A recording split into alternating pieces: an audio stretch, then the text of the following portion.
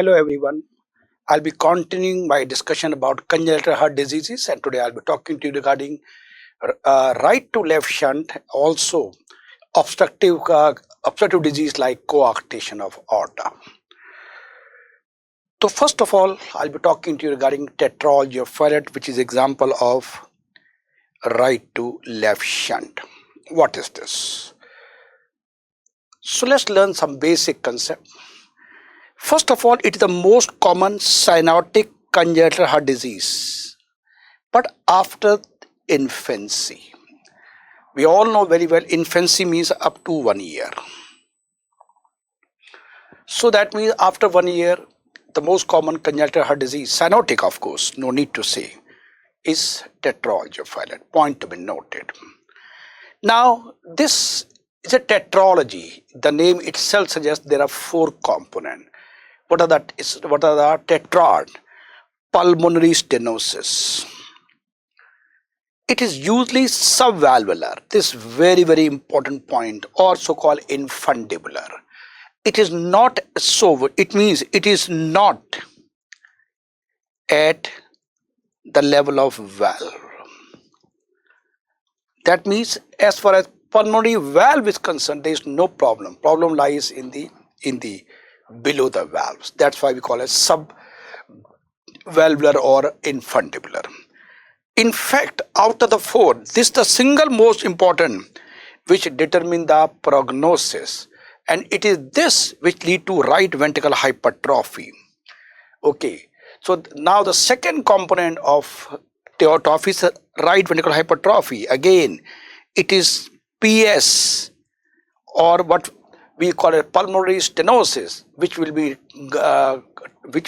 causing right ventricle hypertrophy. But again, one more very important point, right heart size is normal. That means there is hypertrophy of the right ventricle muscle mass, but as far as heart size is concerned, it is normal, and that when we take an X-ray, it gives a boot shape X-ray, the heart on chest X-ray, because the heart size is not enlarged. VSD is the third component, and the fourth component is overriding of aorta. All these I'll be discussing in a minute only. So they are the 4 components. Sometimes patient can have pentalogy of Fallot, then sometimes the patient has tetralogy of Fallot with ASD. If ASD is also associated, that means that patient will having ASD, VSD both, then we call as pentalogy of Fallot. But by and large, whenever you will get question, 99% you'll be getting question about tetralogy of Fallot only. So the key word is the most common congenital heart disease after infancy, and second key word is tetrad or pulmonary stenosis, right ventricle hypertrophy, VSD, and overriding of aorta. And out of all these, pulmonary stenosis is the most important, and it is subvalvular. They are the key words that you got to remember. Now, there are certain extra points that you should know. Tetralogy of Fallot is associated with right aortic arch in good percentage of cases. Not every case, but a large number of cases. And in fact, one more extra point you should know. Congenital heart disease, which is most commonly associated with right aortic arch, is truncus arteriosus, what we write as TA. The right aortic, so out of all the congenital heart disease, the commonest cause of right aortic arch is truncus arteriosus. Now, before I proceed further, let me explain to you what do you mean by right aortic arch. Simple. This is the heart, this is the aorta, it arises and goes toward the left side. Everybody knows. This is the root. But sometimes it may go other way around. It may go like this. That means the root is, instead of going to left, it start going to right side. So we call it to be so right aortic arch. I hope you understood the meaning. Well, so this is very common in truncus arteriosus, and the top is the second most common cause of right aortic arch. But in your exam, this is a very important point, that yes, right aortic arch does occur. The only keyword to remember is right aortic arch. Well, now let me show you what actually is the tetralogy of Fallot. We can see there is pulmonary stenosis is there, but it is occurring at the level below the valve. We are getting hypertrophy. Look into this hypertrophy of the right ventricle. How can you say? Look, this thickness of the right ventricle wall, muscle wall, is almost same, or rather you can say more than the left ventricle. Usually the right ventricle muscle mass is always less than the left ventricle muscle mass, but you can see very clearly it is definitely much more than what we are seeing in you can see very clearly, you can see it is right ventricular hypertrophy there. Second component. Third component was, of course, VSD is there between the two ventricle, and an overriding aorta is also arising from the right ventricle. So the blood can, so we are getting aorta arising from both left ventricle as well as the right ventricle, so-called overriding aorta is there. So this is the picture of what the four component I told you. Now let's talk more about pulmonary stenosis. Okay, pulmonary stenosis is this which forces right to left shunt. Right? What do you mean by this? Let me explain to you. Again, simple diagram. Right? This is the pulmonary artery and this is the aorta.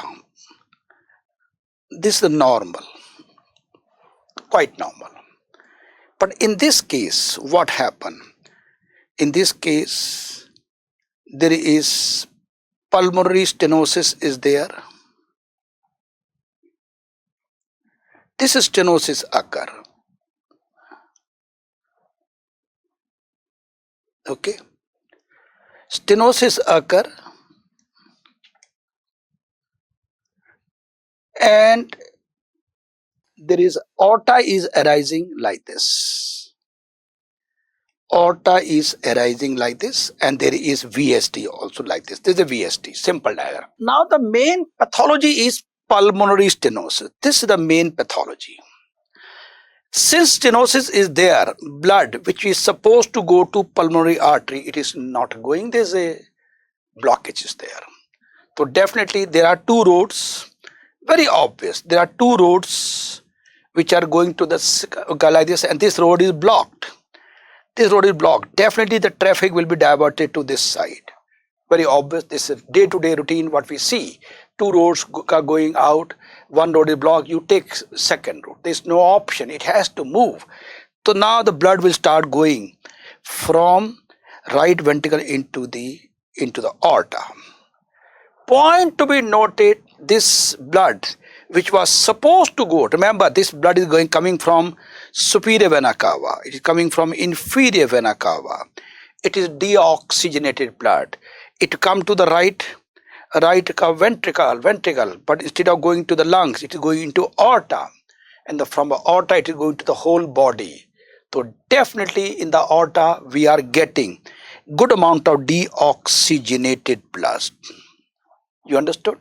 Of course, little bit of blood will go to the pulmonary artery, it will come back to left atrium, left ventricle. So some amount of oxygenated blood will come, but the amount of total oxygenated blood is drastically reduced. I hope you understood with this simple line diagram. So the main key factor is pulmonary stenosis, which is not letting the blood go into the lungs. And due to pulmonary stenosis, artery stenosis, of course, that lead to right ventricular hypertrophy. Why? Now the right ventricle has to push the blood against a stenosed pulmonary stenosis. This is in compensation. Now there is a classical thing, VSD, PS physiology. This very, very important point. Okay. So what classically they say, Fellett's physiology. Now you are going to ask me a question, why didn't they call as tetralogy of Fellett physiology? Because this physiology is applied to certain other conditions also. So first we learn what is the meaning or concept of Fellett physiology, then I'll say, and other than tetralogy of Fellett, this physiology fits into which other congenital heart diseases. So let's talk about. So whenever we have, of course, we presume that I'm talking about tetralogy of Fallot. You can presume like that also. So first of all, there is a large communication at the ventricle level. This is the first, and that is there in VSD with some obstruction to the pulmonary blood flow. These are the two main thing. Again, we go back to the same diagram we talked about. Okay, let me rather draw a new diagram. This is the scenario. Okay, this the pulmonary stenosis is there, agreed, right? So suppose even overriding of aorta occurs. Let's say overriding of aorta is there, but there is no VSD. If no VSD, that means whatever blood is going to the aorta is totally, a good percentage of the blood will be totally deoxygenated. But once VSD is there, mixing of the blood occurs. It means whatever blood is going, it is mixed blood. Mixed blood means it has got certain arterial blood also, that is oxygenated blood also. So if somebody asks you which is the most important feature, pulmonary stenosis, which is the second most important is VSD. Due to VSD only the mixing of the both oxygenated and deoxygenated blood occurs, and this is how the patient can have some oxygen. So we understood. So the first thing is large pulmonary stenosis, and second is large communication between the two ventricles. It has a special meaning, one more, which I'm going to discuss later on. Right? Now, what I told and which is written in all the book, majority of time it is subvalvular, the pulmonary stenosis. It is infundibular, below the valve. But sometime, very little, very uncommonly, it may occur in the valve also. Sometime it may be in the supravalvular also. What do you mean by this? Let us say this is the normal pulmonary artery, okay, and this is the pulmonary valve. So some majority of time the problem occurs is below the this is the valve. Problem occurs below the valve, that we call as subvalvular. Uncommonly at the level of valve, and very uncommonly even above the valve also. You can say the valve above the valve, supravalvular. So this is the infra or infundibular, this is valvular, and this is supravalvular. But again, for all practical point of view in the exam, they will talk about infundibular, but I gave you additional knowledge that uncommonly it may occur in the level of valve and supravalve also. Okay. Now we know that patient has VSD, so there is a free communication between the two ventricles. Yes, this is the two ventricles. Okay, two ventricles, and there is a free communication is there. When there is no bridge, there is no boundary, the two ventricles, the blood can mix. So that's why there is equalization of pressure in the both ventricle. Very, very important point. This line is for the toppers, for the people like you. Equalization of the other ventricle, both the ventricle pressure have same pressure. There is no because bridge is there, a tunnel is there between the two, so no pressure difference. And finally, as I told you, it is the severity of pulmonary stenosis which dictates the blood, how much blood will go to the lung, and majority of the time becomes so narrower. So more narrow is the pulmonary artery stenosis, more and more blood will like to go into aorta. So definitely blood, if it is fairly large, then again a good amount of blood will be going to the pulmonary artery despite overriding of the aorta. So pulmonary stenosis is the single most important. Ultimately, severe PS will lead to right to left shunt due to VSD and hypoxia and consequently cyanosis. Why? Because deoxygenated blood is going into aorta, and it is the blood from the right atrium to right ventricle which is deoxygenated going right into aorta. So that's why there is cyanosis and there is hypoxia. Okay, cyanosis is directly proportional to severity of PS. No need to repeat this line again. Yes, more the stenosis, more the cyanosis. And since now come the gold medal line. Since the right ventricle is rarely decompressed by the large VSD, heart failure is not a feature. It's one of the most important points that you got to remember, that in case of tetralogy of Fallot, heart failure is not a feature. Why? Because right ventricle and left ventricle, they are equal, their total pressure is equal. So that's why heart failure is not a feature. So friends, there are only two keywords to be remember.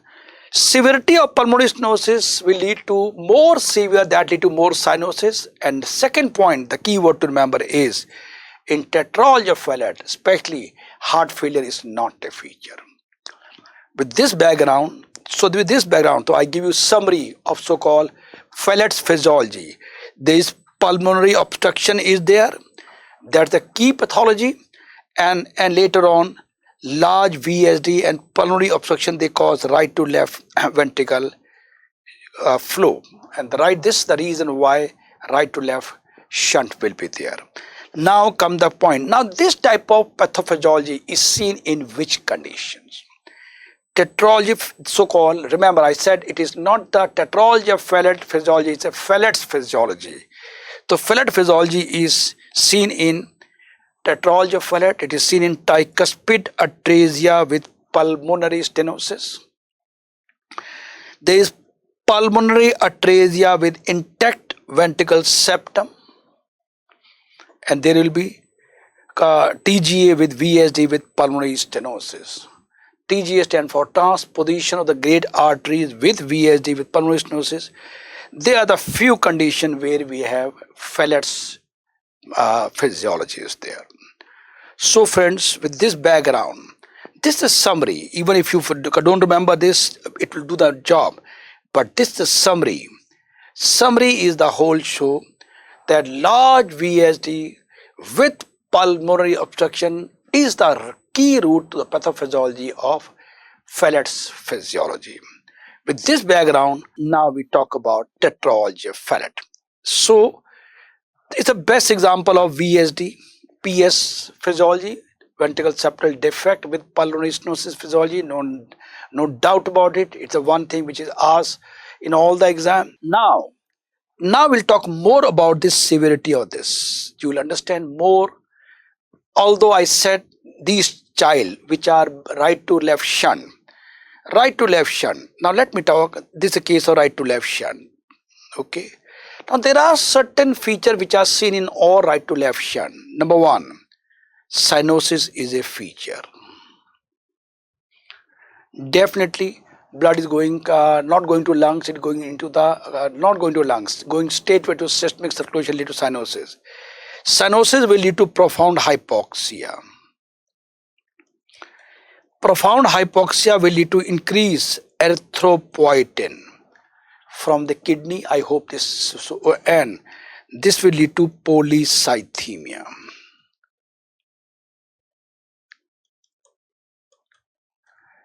This is seen in all.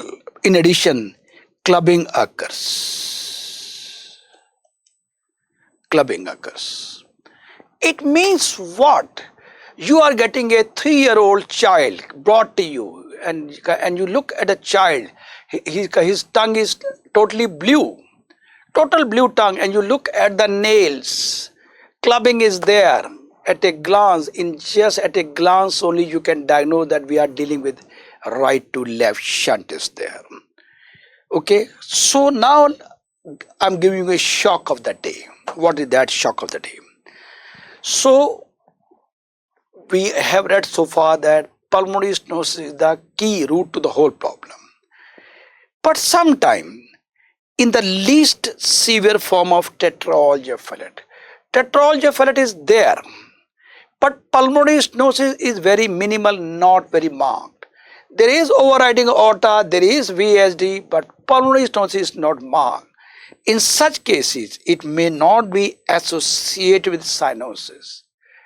And it is this entity, what is known as pink tetralogy of Fallot. I'm quite sure most of 99.9% students, you must be listening for the first time. There's something called pink tetralogy of Fallot if this occur when the pulmonary stenosis is very, very minimal. But if so, in this case, the right ventricular outflow is not that reduced. The blood can, a good amount of blood can go to lungs. So that's why we call it to be pink type of tetralogy of Fallot. This is in contrast to routine, where we have severe pulmonary stenosis, and that will lead to so-called cyanosis or so-called blue type of tetralogy of Fallot. And not to forget, associated thing will be cyanosis, hypoxia, etc. will be there. Okay. So, we examine the patient. We can find central cyanosis will be there. Single second sound will be there, very, very important. Because of severe pulmonary stenosis, the pulmonary component is very soft. It may not be audible. So we call it as S2. In fact, whenever they talk about S2, single most important answer is tetralogy of Fallot. JVP size is not raised. Why? Because there is equalization of the pressure in the two ventricles, so there is no increase in RA pressure. Now these patients can develop anoxic spell. Anoxic spell is one of the key things that is asked in tetralogy of Fallot. It is usually caused by what? Crying, fever or exercise. Usually they talk about crying. When the child cries, it may turn blue. Classically, the child will be brought to the physician by the mother. The mother will say, "Doctor, I have observed whenever the child cries, he turns blue." It's a classical finding. Okay. And this is why when this happen, this exacerbation of the right RV outflow obstruction become more and more obstruction occur, and that lead to more cyanosis, so-called anoxic spell, or sometimes they call as TET spell also. Now, suppose the patient has mild pulmonary stenosis. So in mild stenosis, which sometimes we call to be pink type of tetralogy of Fallot also, as I mentioned. This TET spell occur in the morning after awakening or crying due to very right to left shunt. So now in this type, where we have a mild type of thing, we may get ejection systolic murmur due to pulmonary stenosis. So at the pulmonary area, we may get ejection systolic murmur. This is due to pulmonary stenosis. But S2 will be still single. Because of, and peak age of is 2 to 6 months. But in severe cases, which is a uncommon presentation, cyanosis may occur in very early in the life, even before infancy. During the infancy, it can happen.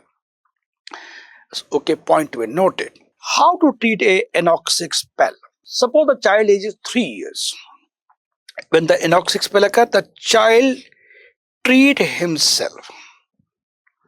How? Squatting. Squatting is classically the child sits down with the knee bent. Imagine yourself. Well, I'm sure you are sitting on the chair. So I can say that you are in the half squatting position. Just imagine you remove your chair and the way you are sitting on the chair, you sit like this. This is squatting position. Well, I can say it is very commonly used by those who use Indian type of toilets, or so-called subcontinent type of toilet, not the British toilets or the European toilets where we use that pot. That is squatting position, the best. Okay. Now what happened during squatting? Well, there's an increase in the systemic venous resistance. SVR is systemic. venous resistance.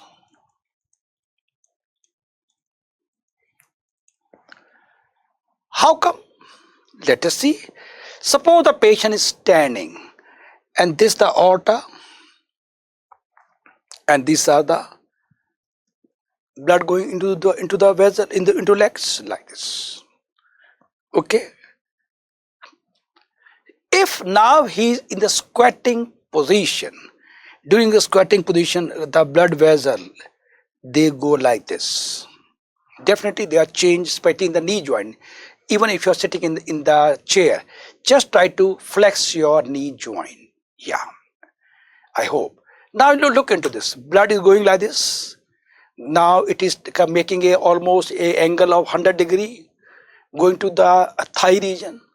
Now it is taking almost a U-turn from the thigh to the calf area, and again going making about 100 degree to the ankle. So it is having a curve type of phenomena. So definitely it is now the blood has to go against so many curves and bands, and that increases the systemic venous systemic vessel, not venous, it is systemic vessel.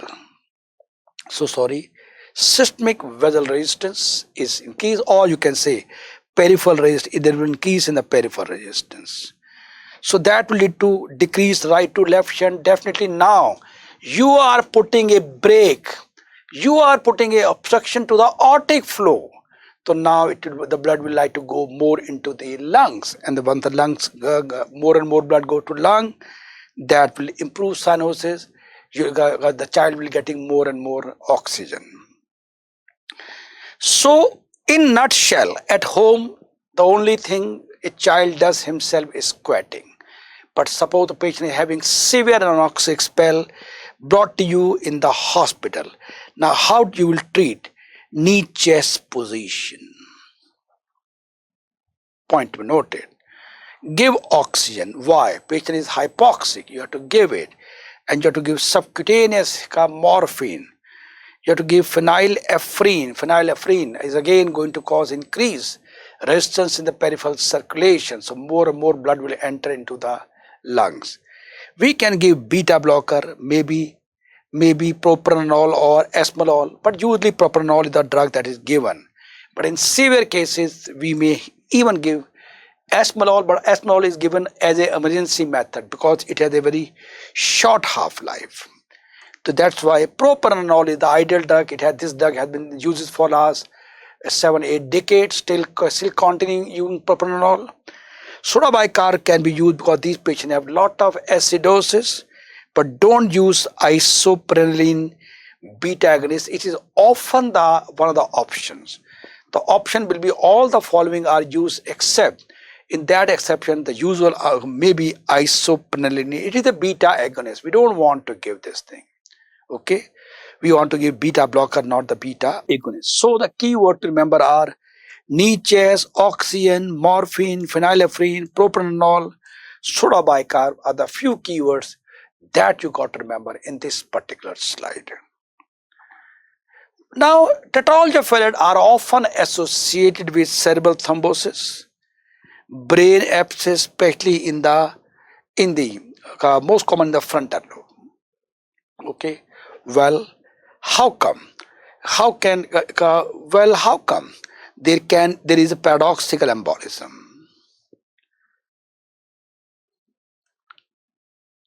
Paradoxical embolism occurs in this venous clot. A venous clot,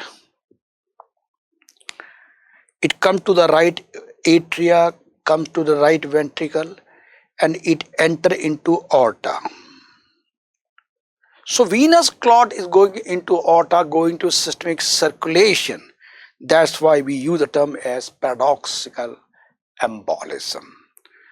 Okay, and due to the same reason, even any infective foci can go into the brain. That can lead to brain abscess, and the most common site is frontal lobe. Now, the tetralogy failure may be associated with DiGeorge syndrome, which is a part of catch-22. What do you mean by catch-22? It's a pneumonic. In these patients of catch 22, they have cardiac defect like tetralogy of Fallot, abnormal faces, thymic hypoplasia. It is this which makes DiGeorge syndrome.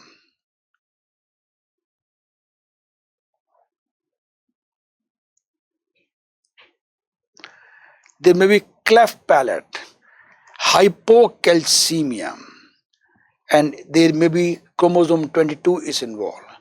So CATCH22 is the mnemonic that we use for this. And last, tetralogy of Fallot is rarely associated with the heart failure because large VSD decompresses the right ventricle.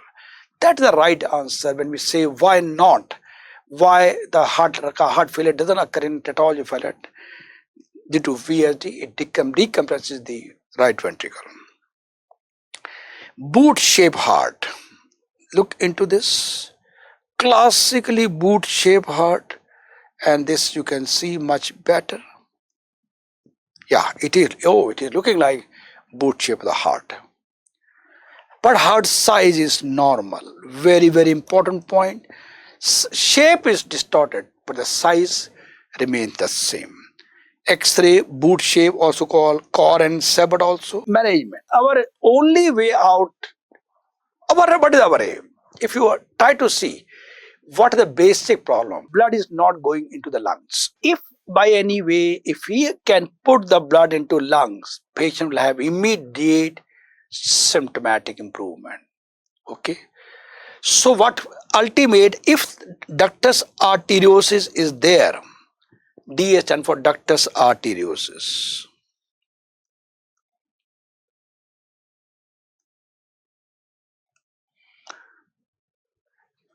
If we can keep it patent, then it will maintain the normal pulmonary flow, but unfortunately it gets closed soon after birth. So by the time patient is diagnosed, then what we do? Our aim will be to have a systemic to venous pulmonary shunt. Blood is going into aorta. Blood is not going into pulmonary artery. It is going into aorta, it is not going into pulmonary artery. Fair enough. This is how the child is born. Never mind. What we do? We will do connection here. We will make some connection so that from any aorta or any way, from any systemic circulation, will put the blood into pulmonary artery. The problem will be solved. At least patient will have symptomatic improvement. Of course, the basic pathology will not go, but we will give a bypass, right? So let's see what we can do. We have a modified Blalock shunt, tossing shunt. It is a shunt between subclavian artery to pulmonary artery. Note it down. For this is one of the most commonly asked questions about tetralogy of Fallot. You should know the name of the surgery. You should also know that which artery is united to what. Waterston shunt, arch of aorta to right pulmonary artery. Davidson again aorta to main pulmonary artery. Pot shunt, this ductus arteriosus to left pulmonary artery. So now you can see all these for name I given to you. This is the modified Blalock tossing shunt. This shunt is being made like this. Same is here also. Shunt is there.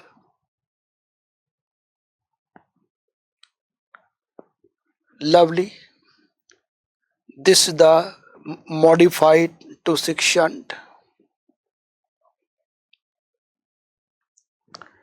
We are making a shunt between aorta and the pulmonary artery. This is so-called Waterston shunt. We are making a shunt. This is the classical Blalock shunt, and we are making a shunt here also, so-called pot shunt. So different type of shunts are there. So if you look into this slide once again, when we are making subclavian artery to pulmonary artery, this is modified subclavian artery to the pulmonary artery. And similarly, we are making a Waterston shunt. Waterston shunt is arch of aorta to right pulmonary artery. So you can see right pulmonary artery, we are making a shunt. We are also making a shunt between the aorta to main pulmonary artery. We are making a main pulmonary artery also. So different type of shunt are there. This you should know.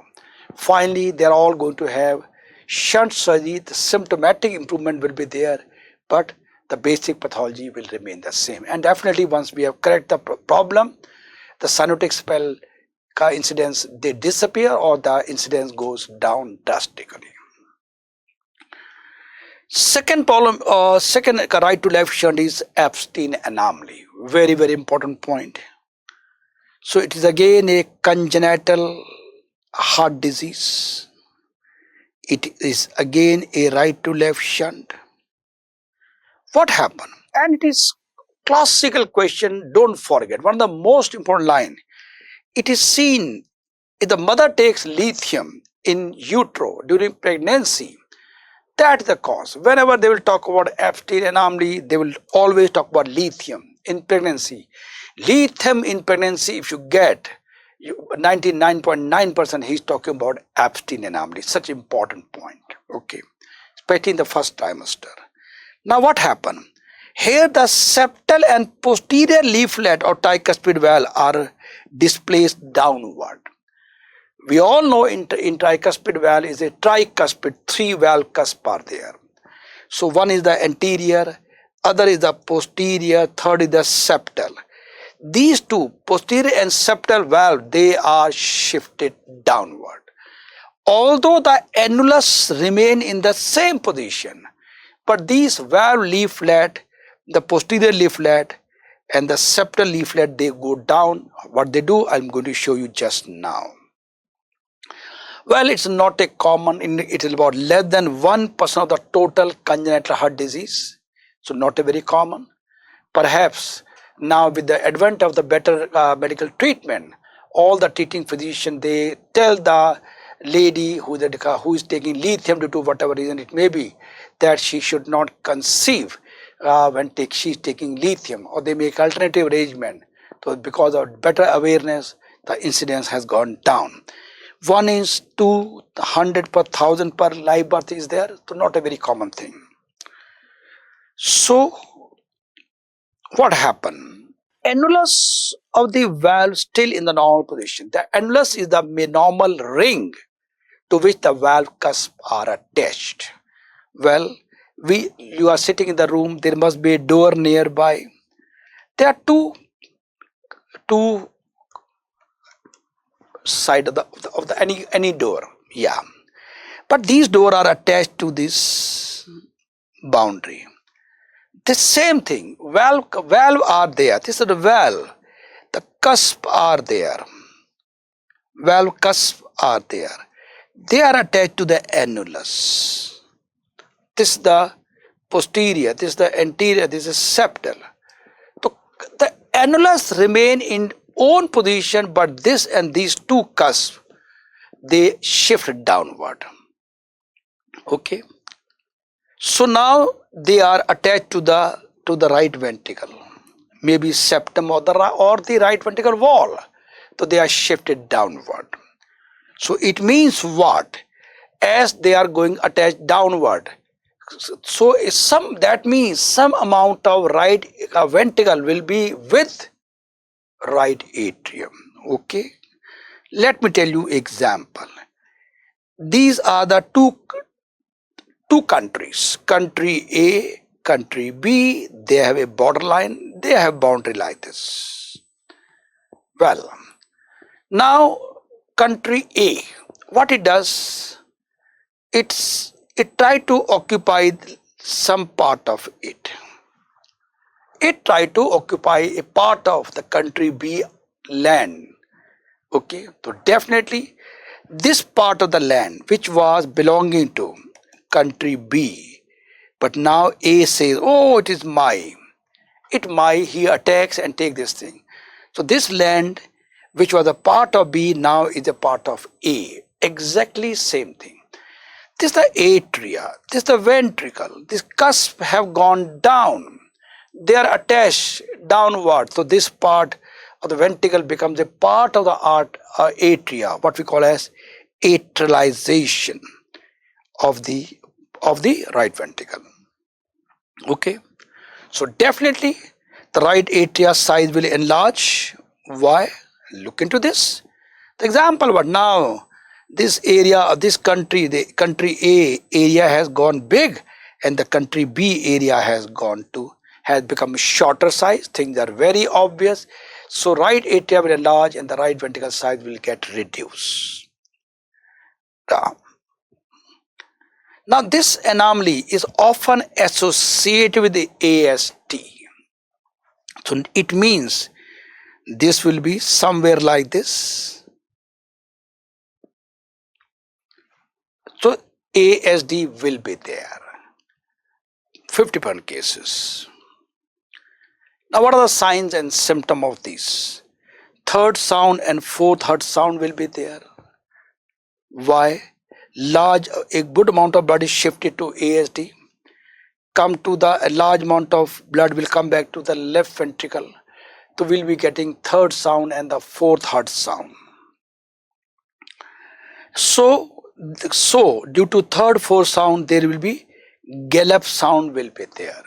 We all know very well when S1, S2, S3, S4, they are there, we call as gallop is there. Now, systolic murmur of tricuspid regurgitation. These valves, they are downgraded, they don't close properly. So that will lead to murmur of TR. So there will be murmur of TR. Okay. So there may be hollow cystic or early systolic murmur depending on how much is the severity of regurgitation. Point to be noted, since the valve cusps are downward, they are not in proper position. So they lead to tricuspid regurgitation. Right atria get enlarged and there can be right ventricular conduction defect may be there. The right atrial enlargement is a feature of this condition. Now in these patients, WPW syndrome is very common because of the same reason. So it is this which can lead to re-entrant tachycardia. Point to be noted that in this case, so if somebody asked you what are the associated features of Epstein, other than the valvular problem, ASD will be there and WPW syndrome will be there. Don't forget these two things, very, very important point which are associated with, and of course, lithium. Lithium, ASD, WPW syndrome are the classical association with Epstein anomaly. So now you look into what I was trying to convey the message to you. So we are getting this the cusp, actual cusp. Now these valves, they are like this thing. Okay, they are this. So now you can see very clearly they are not getting closed. So what happened? They would like to go for regurgitation. And ASD is there. ASD is also there. The blood will like to go to the left atrium, left ventricle, and that will do third sound and the fourth heart sound. Okay. Treatment is all surgical. Whatever congenital heart disease are there, treatment of every disease is surgery or repairment. Now we talk about the next entity is tricuspid atresia, again an example of right to left shunt. What is this? Here is again a type of congenital heart disease. There is absence of tricuspid valve. Let us see. This is the heart, and now this valve is not there. No valve. Valve is here. So the blood will coming from superior vena cava, inferior vena cava. Blood cannot go down. So no blood will come to the right ventricle. So now I don't need to say that there will be hypoplastic right ventricle, obviously. But in this way, the child will die immediately. But God is the greatest engineer. In this, they also have ASD. Blood will go from RA to LA, come back to left ventricle. But again, there is VSD also. It has to be there. If there is no VSD, blood will not come to here. So VSD is also there. Finally, the blood will go into the pulmonary artery. But again, when the blood is coming to the left ventricle, a large amount of blood will go into aorta, and some blood will go into right ventricle, and some blood will go into pulmonary artery. So ultimately, mixing of artery blood is occurring at every level. Ultimately, some amount of blood will go to aorta, some will go to pulmonary artery, and this how, with a hypoplastic type of right ventricle will be there. Okay. So I told you patient will having associated ASD is a mandatory, and patient will also have VSD, that is mandatory, without which that the child cannot survive. That's the same thing. Patient has ASD, patient has VSD, the point I mentioned in the previous slide, but only two keywords to be remembered in this slide.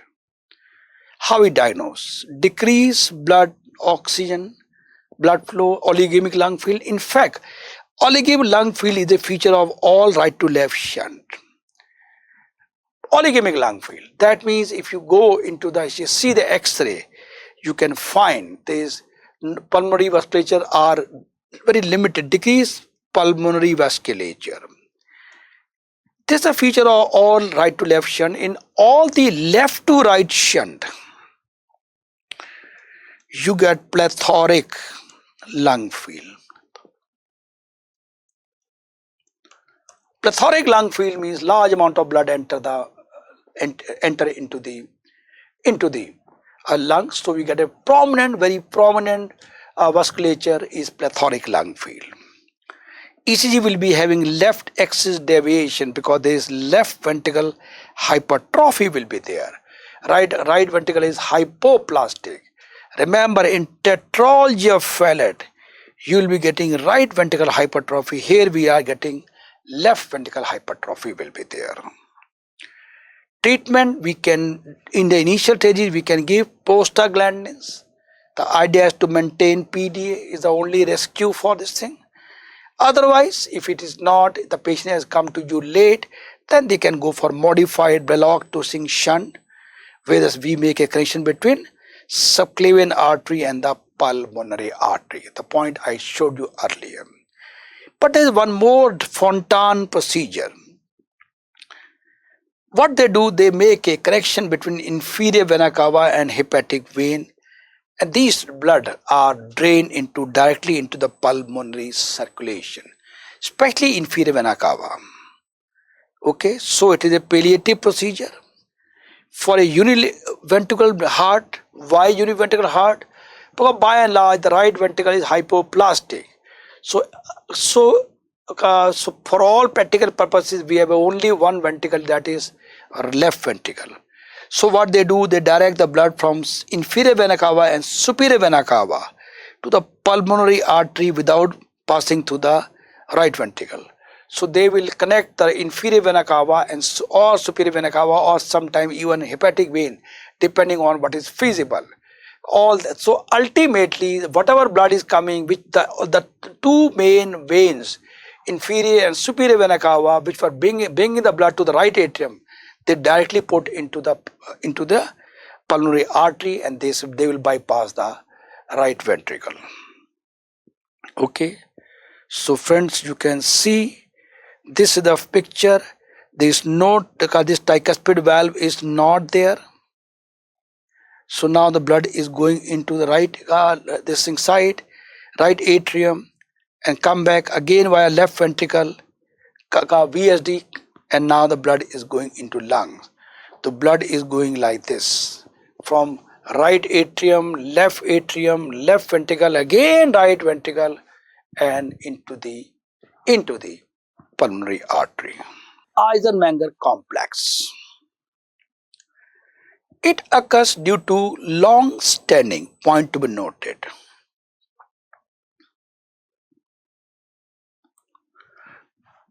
uncorrected, second keyword to be noted, left to right shunt, that is ASD, VSD and PDA. So we all know very well, like in ASD, the blood goes like this, VSD blood goes like this, in PDA, the blood goes like this.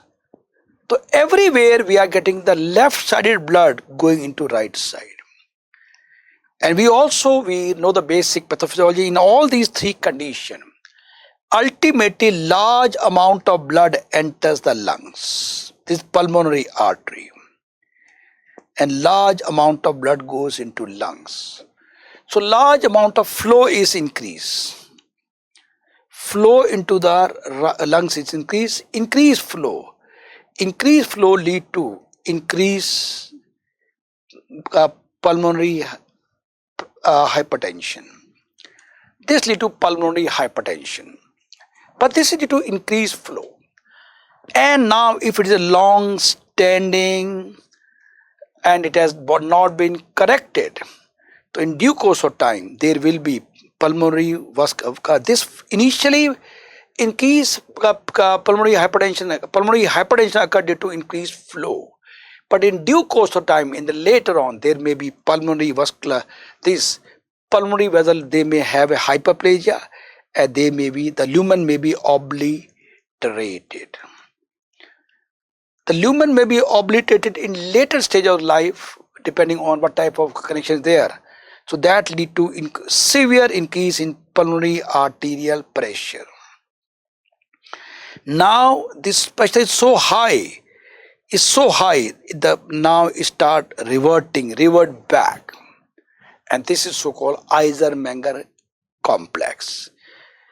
Okay, so when the pulmonary arterial hypertension will occur, so there can be murmur of pulmonary regurgitation. Why? Again, because of PAH, there may be pulmonary regurgitation. PR is pulmonary regurgitation.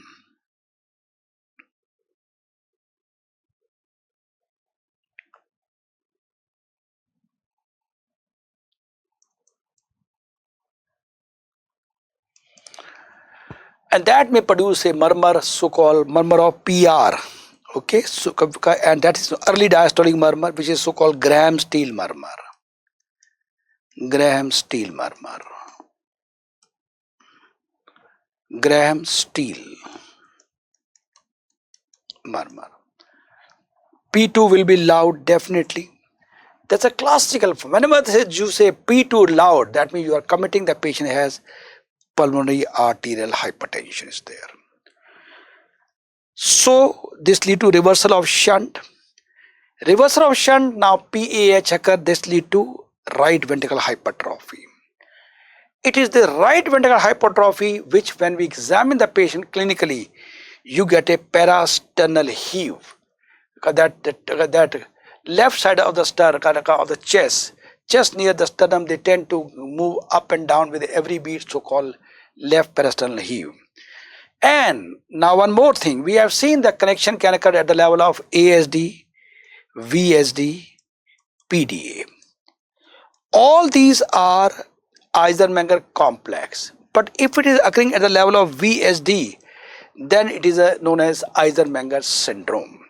So Eisenmenger syndrome is a type of Eisenmenger complex, but all Eisenmenger complex are not Eisenmenger syndrome. So reversal of shunt and left parasternal heave and Eisenmenger complex and the syndrome. So this is a beautiful summary. Patient has left to right shunt. So initially blood goes like this. But if not treated due to PAH, now it goes like this. Reversal. Now patient has cyanosis. Previously no cyanosis, now patient becomes cyanosis. It means what? You have patient under your treatment either for ASD, VSD or PDA. Okay, and now the child is brought to you and the child is looking blue. That means he is going toward Eisenmenger complex. So, pathophysiology of Eisenmenger syndrome. Initially systemic to pulmonary circulation. Left to right shunt is the beginning of the story. So more and more left to right shunting, and that is to increase pulmonary blood flow. Point to be noted. The point I explained to you, and this reason why you get plethoric lung field. Now excess of blood is flowing in the blood flow, and one more consequence of this is because any left to right shunt, excess of blood is going into the lung, and that's why these patients are prone to recurrent chest infection also. Why? This is a story of all left to right shunt because plenty of blood is there, more than the normal blood, and blood is a good culture media also. So recurrent chest infection is one of the common presentation of any left to right shunt anyway.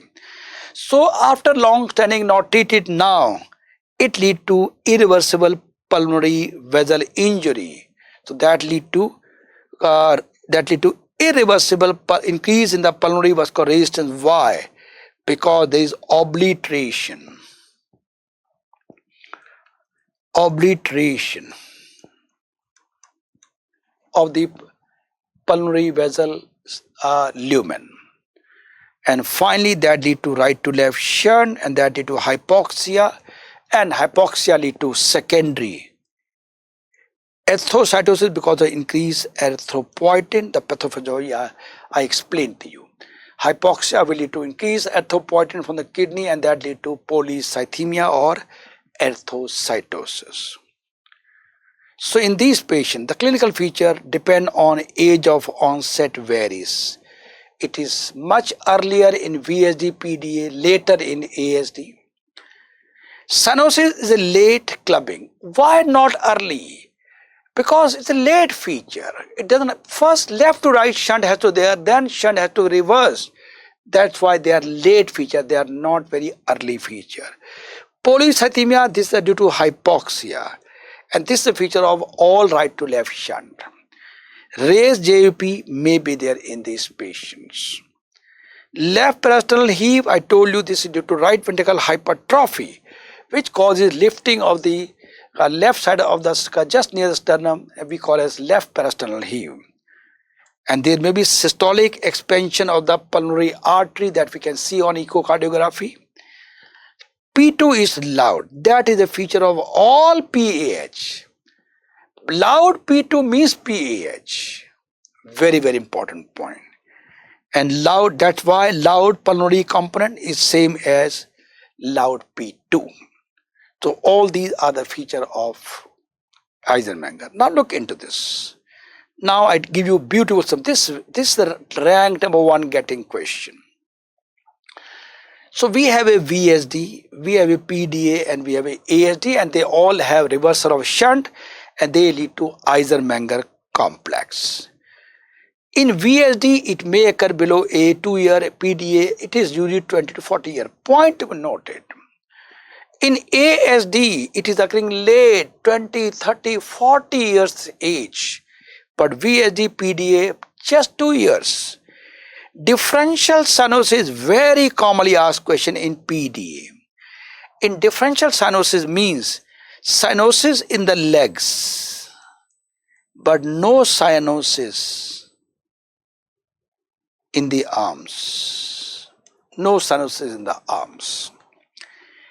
Cardiomegaly is seen in ASD. P2 is loud in all. I repeat again, loud in all, but it will be single in VSD, normal in PDA, wide and fixed split sound. It means what? Simple auscultate for second sound. It will be loud. If you are getting single, it is single S2, you are dealing with VSD. Wide and fixed split, it is ASD. Normal split is PDA. This is one of the most important, and of course differential cyanosis. When they say differential cyanosis, that means 100% you are dealing with either mega complex with PDA. Left parasternal heave is usually seen in more in ASD. Why? It occurs in the age of 20 to 40 years. In this, the two small children. So it's unlikely. Same thing, murmur of TR will be there in ASD, and murmur of PR. It may occur here, it may occur here also, depending on, but not a very important finding. But TR murmur is seen in ASD.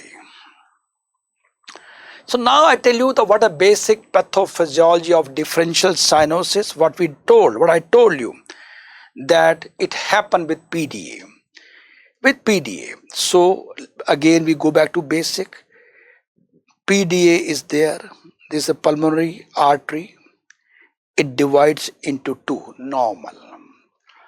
And here the aorta which comes. Aorta is coming. And PDA is there. Okay, suppose the PDA is there. So what happened? See, the upper part of the blood will get the upper part of the blood body via the subclavian artery, etc. They will get pure oxygenated blood. But the part, this part, which is going, the part of aorta which is taking blood to the lower limb, because of PDA, they will be getting mixed picture of oxygenated and deoxygenated. So that's why there will be cyanosis. There will be cyanosis in the lower limb and there will be no cyanosis in the upper limb. This is so-called differential cyanosis. Upper half of the body is pink, lower half of the body is blue. This is so-called differential cyanosis. I hope you could draw this diagram.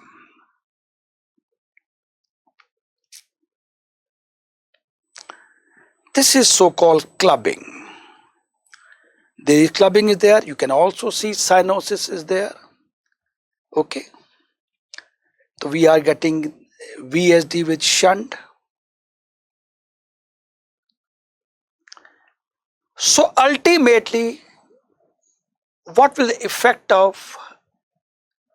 happen to effect on circulation? So when the tetralogy of this Eisenmenger complex has occurred, so definitely blood is going from right to left shunt. So lungs will be getting deoxygenated blood returning into systemic circulation.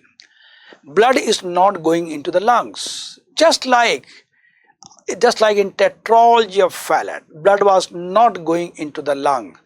Blood was entering into the deoxygenated blood was entering into the left ventricle. So that lead to hypoxia. Hypoxia will lead to increased erythropoietin. The same thing what I have told you earlier also. So I can take a leverage of just enumerating you. I don't need to explain to you. Decreased saturation, hypoxia will lead to increased erythropoietin from the kidney, and that will lead to erythropoiesis. The same what had happened in tetralogy of Fallot also. That this you know. Okay. Well, one more thing. Large number of RBCs are getting produced because of erythropoietin. So reticulocyte count goes very, very high. Definitely, increased retic count is the important feature of any erythropoiesis. But what is special thing in this scenario? Now you will understand why I included this talk in this point in my talk. More and more retics are produced. First of all, reticulocyte can carry oxygen but less than the normal RBC. Second, they are less deformable and they damage the capillaries, which are already under great pressure. So additional thing what is happening here is This hypoxia causing more rhetoric, and they can lead to death. They are less flexible.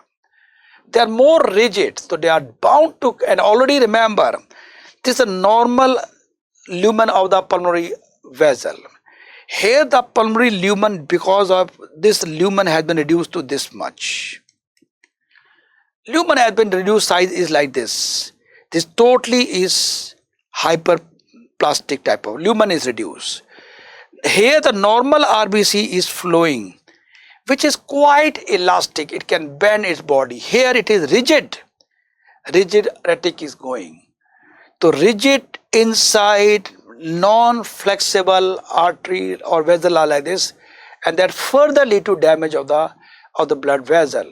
That further lead to damage, and that lead to more and more problem.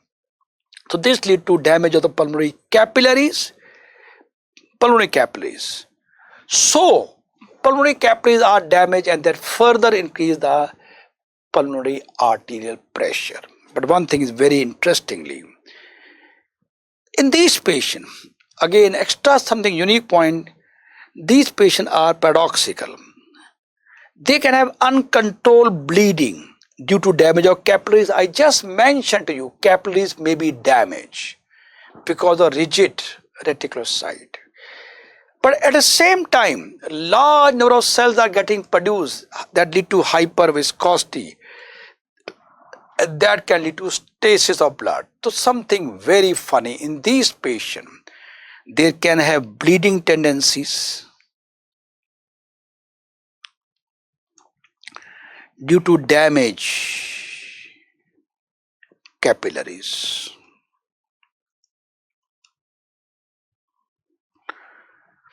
There can be increased clot formation due to hyperviscosity.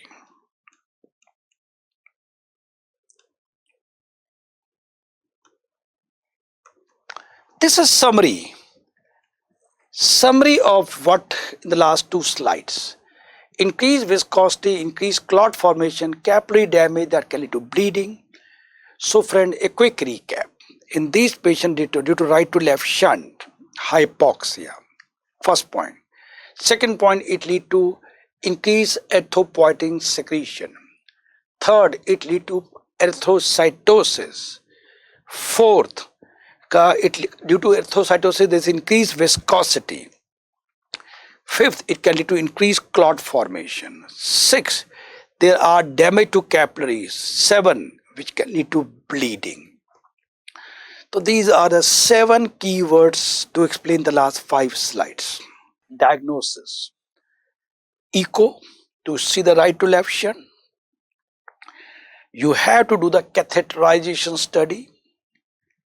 And if the pulmonary artery pressure is 2/3 of the systemic pressure, the pulmonary arterial pressure is even 2/3 of that, then it is strongly indicate that we are dealing with Eisenmenger complex. Treatment is, by the time patient come to you, advanced stage is the only treatment is heart-lung transplantation. That's why in all left to right shunt, the patient should be operated as early as possible to avoid this complication. Coarctation aorta is again a congenital heart disease, but it's a type of obstructive disease.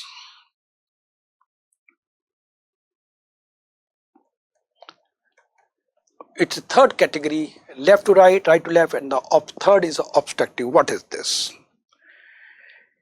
It is also called as aortic narrowing. In fact, the coarctation word is narrowing. Narrowing of the aorta is a congenital, and where the aorta is narrow at one point, that's so-called coarctation aorta.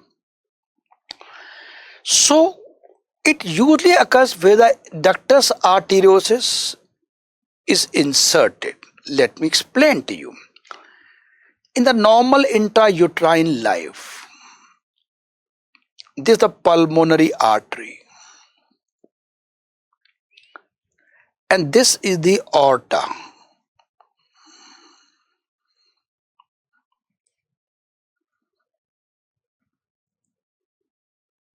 Yeah, this is the aorta.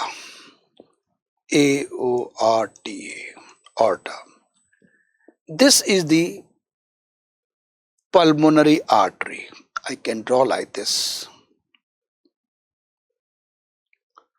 This is the pulmonary artery.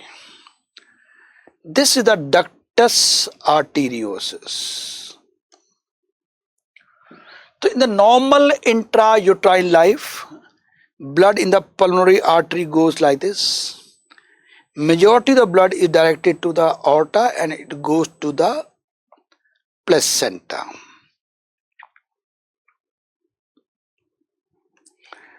In the placenta, the blood is getting oxygenated. So in a normal intrauterine life, very little amount of blood enters the lungs. Why? Majority of blood have been redirected.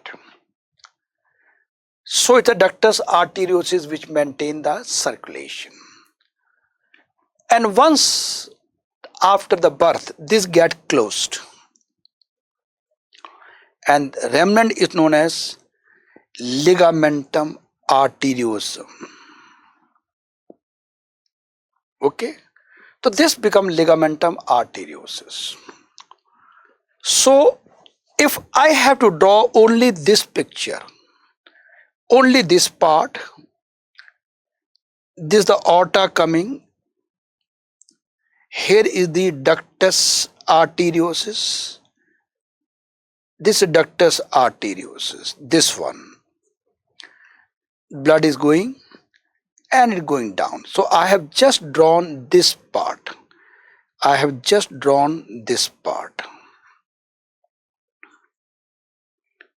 Yes, we are clear about it. Agreed? So this is what is happening just before the birth. And after the birth, normally what happens? Normally, this get closed. This get closed. If this get closed, definitely this get closed, blood will go into lungs, and now the blood will coming via lungs to the left atrium, left ventricle and the aorta. Sometime there may be narrowing of the aorta. Aorta may be narrowed. Look into this. Narrowing can occur at this place. Remember, I am talking about intrauterine life. Narrowing can occur at this place.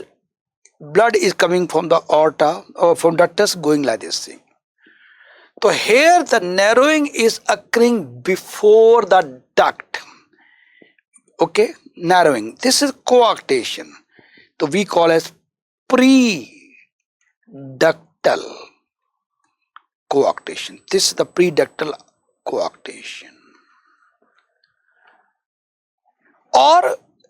Or narrowing may occur at this place. At this place. This is the duct. Narrowing. So we will call this as a post-ductal type of the coarctation. Of course, narrowing may occur here also, what we call as ductal. So they talk about three: pre-ductal, ductal and post-ductal. For exam point of view, these two are most important, so I'll be talking about these two only. Well, suppose the pre-ductal obstruction is there. In the intrauterine life, majority of blood is going, suppose this is there, it is there. Majority of blood going, and this child will have no problem in the intrauterine life. There's no problem. But the moment child is born, this get closed. Blood flow, there will be severe obstruction to blood flow. And that lead to sudden increase in BP, sudden hypertension will be there. That means a newborn child, within 2-3 days only, the child will having huge pressure depending on whether it closes or not. So patient will be having very very early high BP, maybe in 1 month time a newborn child will have high BP. Why? This block. But suppose the blockage is like this, so-called postductal. So during the intrauterine life only, blood is coming, it is getting facing obstruction. So facing obstruction in the very early childhood, they will try to develop some collaterals. They like to develop collaterals like this. That means they will make a collateral between the before the obstruction to the after the obstruction. These collateral will develop during the intrauterine life.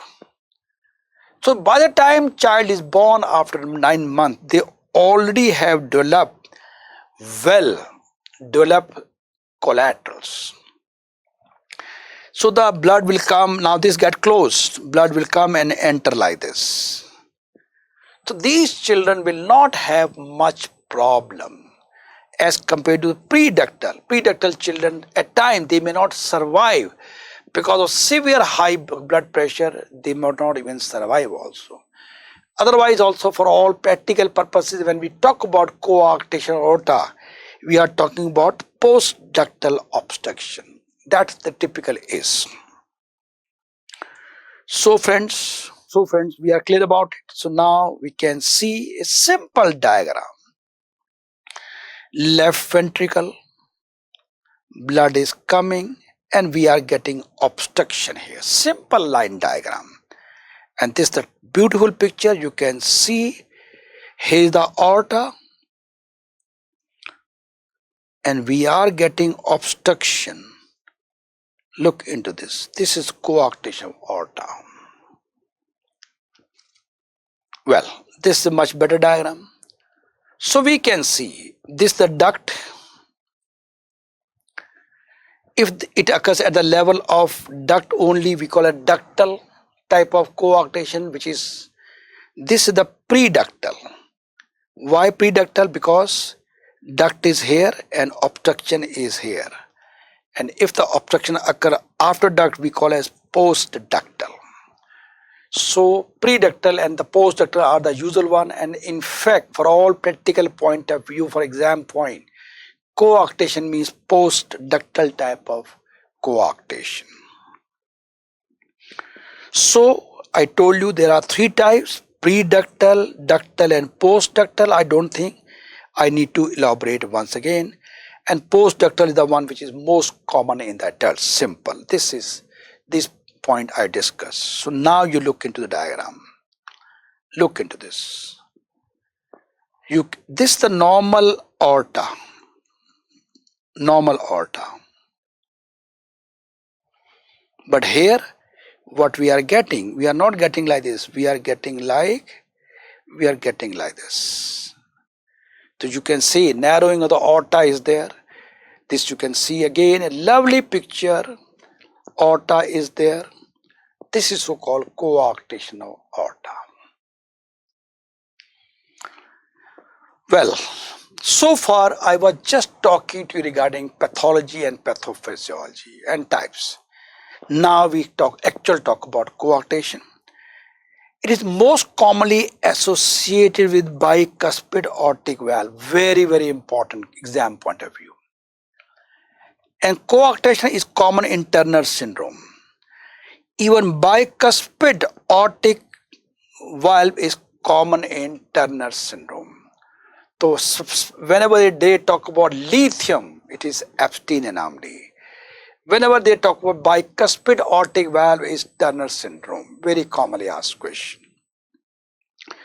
Symptom, it may occur soon after birth also, if the ductus closes, depending on and what type of it is, preductal or postductal. Symptoms are much more likely to occur in preductal. The reason I told you. The patient will develop LV dysfunction with LV failure. Why? Because of severe systemic hypertension. And due to systemic hypertension, there will be left ventricle hypertrophy, not the right ventricle hypertrophy. Okay. And they can, how they can come to us? Childhood hypertension. Why? Because of obstruction will lead to reduced renal blood flow. Reduced renal blood flow will lead to what? Increased renin, aldosterone. Renin, angiotensin, aldosterone system will be activated. There may be hypertension in the upper extremities. There may be intermittent claudication because of reduced blood supply in the legs. Weak legs are weak, arms are strong. There may be brachiofemoral delay. Normally, okay, the brachiofemoral delay will be there. Classical exam question. And weak pulse of lower extremities. Upper extremity pulse are very strong, lower extremity pulse are weak. We have a Schoen complex. In Schoen complex, we have a coarctation of aorta. That means there are additional features are there. Subvalvular aortic stenosis, parachute mitral valve and supravalvular mitral ring. So Schoen complex, coarctation, subvalvular AS, parachute mitral valve and supravalvular mitral ring. Let me show you a picture also. Look into this. So here we have a Schoen complex is coarctation of aorta.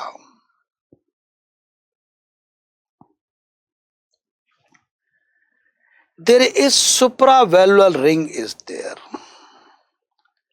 Parachute mitral valve and there is subaortic stenosis. So they are the classical findings Schoen complex, coarctation of aorta, supravalvular mitral ring, parachute mitral valve and subaortic stenosis. It means there are two pathology of the mitral valve, supravalvular mitral ring and parachute mitral valve. And there are two abnormality in the aorta. One is the subaortic stenosis and the second is coarctation of aorta. Collaterals, as I told you, which are very well developed in the postductal. With age, intercostal arteries enlarge due to collateral circulation. How can you see? Visible pulsation over the scapula. You look in the back, you can see pulsation. This is known as Sussman's sign. Now, where do the collateral form? They are made in the intercostal arteries and internal mammary arteries. These are the ones which take part in making these collaterals. And they can even this enlarging blood vessel are there, they may erode the rib. And they may make a figure of 3 or notching of rib. This is due to erosion.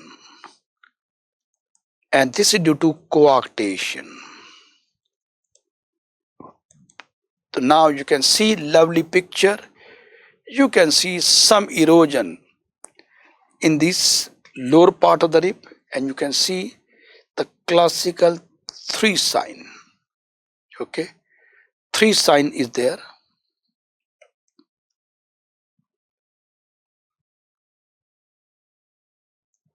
Okay, 3 sign due to coarctation. So you can see figure of 3 sign and notching seen in the lower border of the ribs, and this only occurs after the age of 10 years. It is not seen in a child of 2 years. Okay. Complications are all related to high BP. Congestive heart failure, Berry aneurysm are often there in such cases, and they can lead to, which can lead to subarachnoid hemorrhage. Aortic rupture can happen due to very high pressure. Endocarditis can occur. Ultimately, whatever you can say, mainly due to problem of hypertension or maybe aorta, maybe rupture also. Treatment is only surgical repair, or you can go for angioplasty with stent replacement. So the management is in the very infant and young children. surgical repair is preferred. But in the older children, balloon angioplasty with stent is preferred. Okay. In children, why they prefer to go for surgical? Because there are high risk of aneurysm with balloon angioplasty. So in surgical operation preferred in that very infant or young children or older children, go for angioplasty. Thank you very much. God bless all of you.